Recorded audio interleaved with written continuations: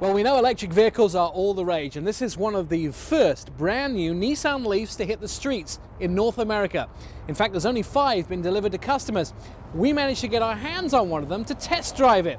Why is this car significant? Because it does 106 miles per gallon. How can an electric car do miles a gallon? Well, the EPA came up with a new rating system to tell you if it was a gasoline vehicle, how it would be equivalent. Now that is an outstanding number, but is the car an outstanding car? Is it something that's homemade and very basic? It's definitely not. We drove this one around the streets to find out that it's well equipped and handles a lot better than you'd expect.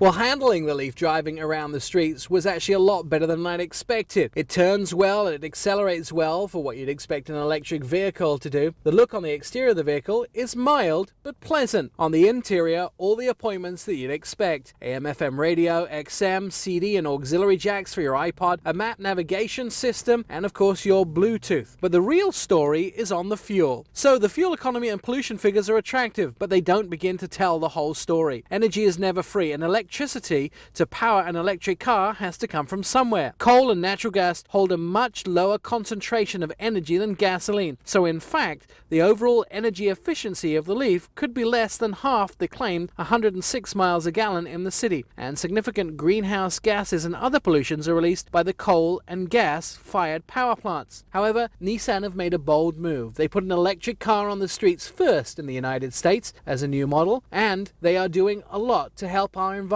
So a thumbs up to them, and I'll tell you, driving the Leaf around for a day was one of the best experiences I've had this year. For one of the very first brand new Nissan Leafs on the streets, I'm Nick Miles, Q13 Fox News.